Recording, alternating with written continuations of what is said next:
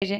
आता अलीकडे आपण बघतो की आमचा शेतकरी वर्ग तरी त्या आईवडिलांना कसं तरी सांभाळतो, परंतु जे मोठमोठे डॉक्टर, वकील, इंजिनियर झाले ना, त्यांचे आईबाप कुठे आहेत? वृद्धाश्रमामध्ये आहेत।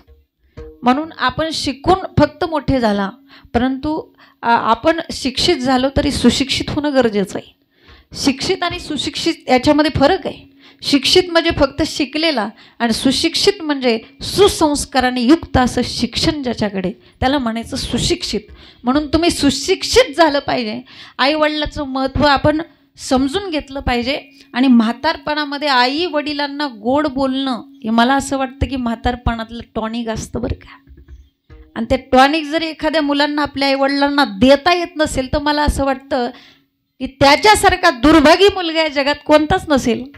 आमच्या माऊलींची ओवी बरं का यासाठी, का घरी माता पितरे धडन बोली संसारी, एर विश्वभरी आदरे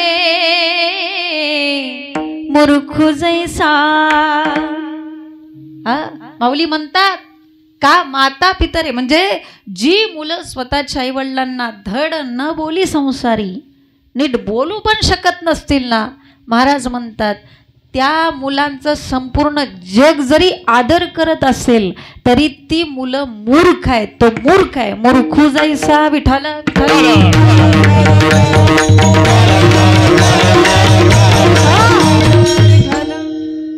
आणि म्हणून आज परिस्थिती काय लक्षात घ्या, ज्या वेळेस बरं का, ज्या मायबापाच्या रक्तातून आपण तयार झालो, ज्यांच्या हाडामासातून आपली उत्पत्ती झाली, एका रक्ताची आपण भाऊ भाऊ बहीण असेल, महाराज एका उदरातून आपला जन्म झाला।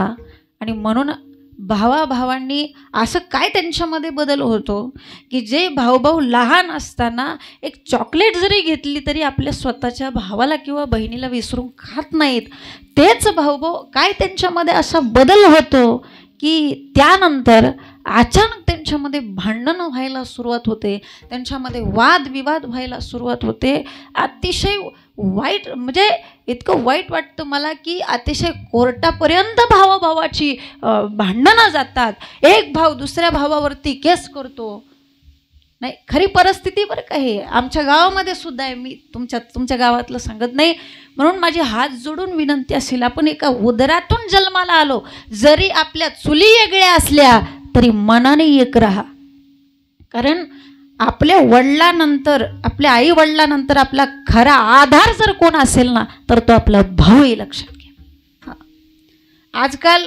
आजकाल इतके म्हणजे राजा दुखिया प्रजा दुखिया, सगळे लोक दुःखी आहेत। काही मुलं नाहीत म्हणून दुःखी आहेत, काही लोक मुलं नाहीत म्हणून दुःखी आहेत, तर काही लोक मुलं असली तरी दुःखी आहेत।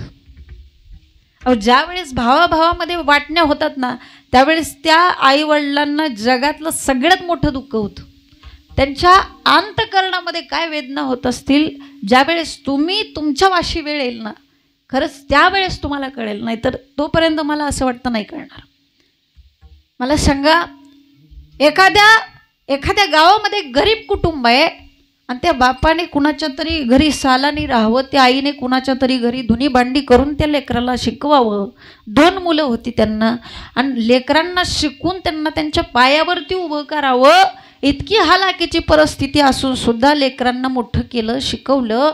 एक मुलगा वकील झाला, दुसरा मुलगा इंजिनियर झाला। वकील झालेला मुलगा पुण्याला गेला, इंजिनियर झालेला मुलगा हैदराबादला गेला। आणि त्या मुलांनी सुद्धा त्या कष्टाचं चीज केलं बरं का।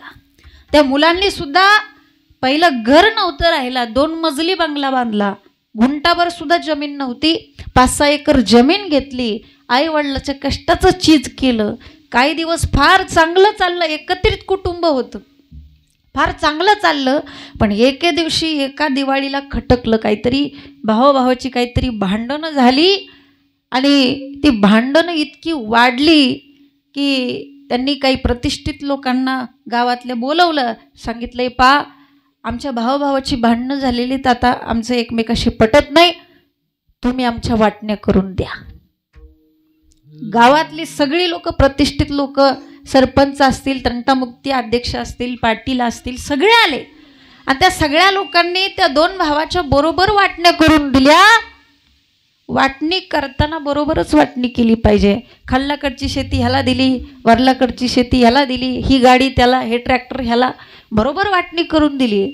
मी सांगते तुम्हाला, वाटणी करताना जर वाटणी करणाऱ्याने बरोबर वाटणी नाही केली तर त्याला कृमीभोजन नावाच्या नरकामध्ये जावं लागतं. हे भागवतामध्ये वर्णन आहे बरं का. जर समजा वाटणी करत असताना एखाद्याच्या पारड्यामध्ये झुकतं माप दिलं, त्याचं काय होतं मला माहीत नाही, पण ज्याने वाटणी केली, वाटणी करणाऱ्याला मात्र नरक यातना भोगाव्या लागतात. विठाला विठ्ठल.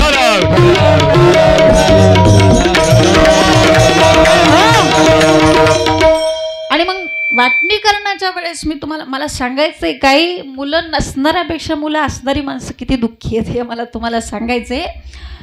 वाटणी करत असताना त्या ठिकाणी या गावातल्या लोकांनी विचारावं, अरे बाबा ही वाटणी, आता लगेच त्याने म्हणायचं ही वाटणी मी उचलणार. त्याच्या पुढची वाटणी आली की आता त्याने उचलली, आता मी उचलणार. बघा, वाटण्या झाल्या, शेतीची वाटणी झाली, घराची वाटणी झाली, घरातल्या भांड्याची वाटणी झाली, सगळी वाटणी झाली.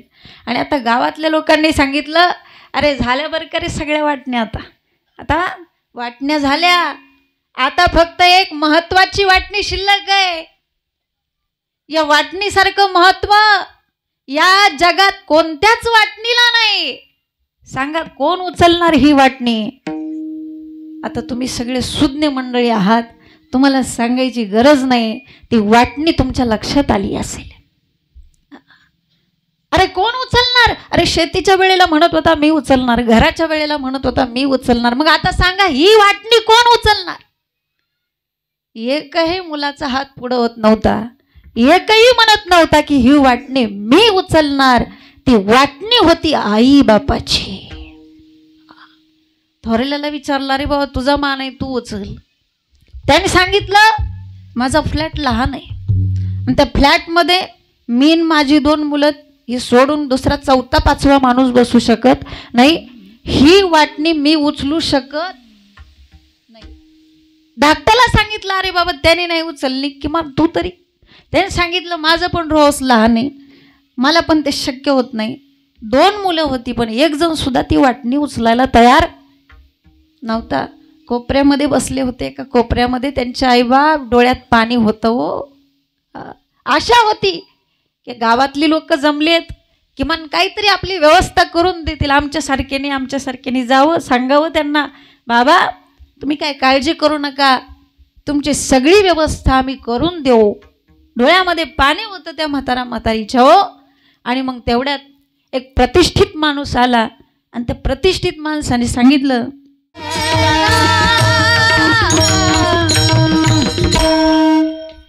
आणि मग दोन्ही मुलं वाटण्या उचलायला तयार नाहीत. शेवटी एक प्रतिष्ठित माणूस आला आणि त्याने दोघांना विचारलं, काय काय झालं?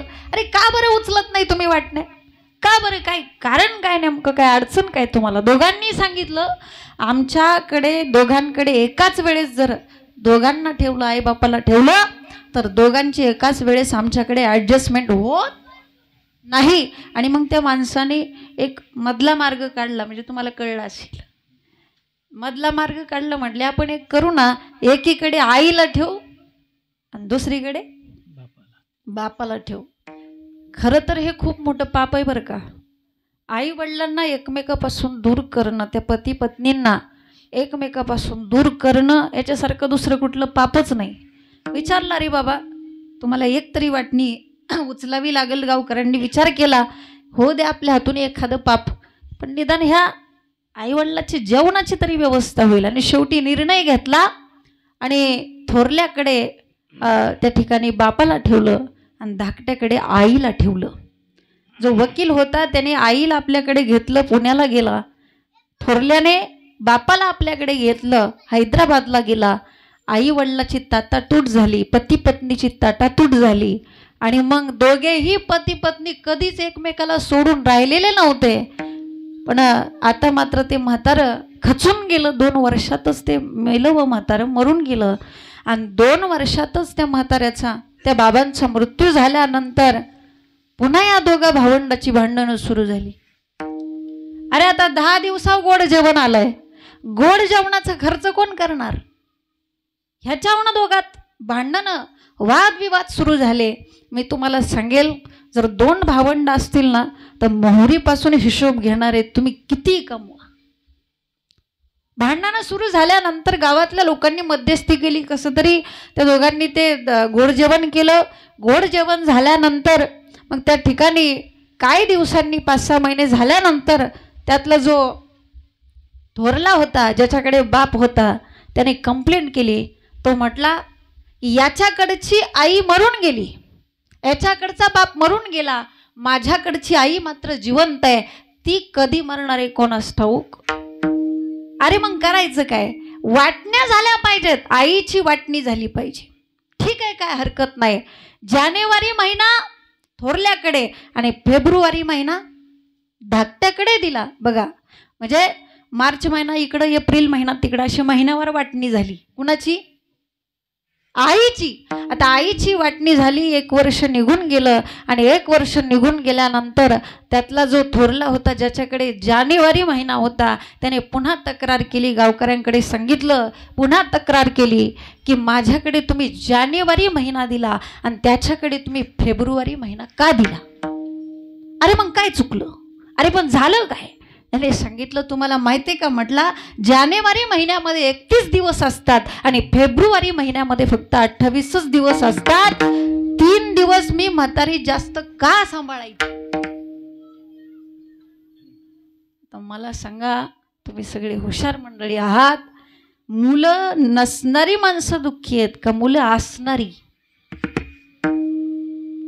मुलं असणाऱ्यापेक्षा नसणारी बरी. विठाला विठा.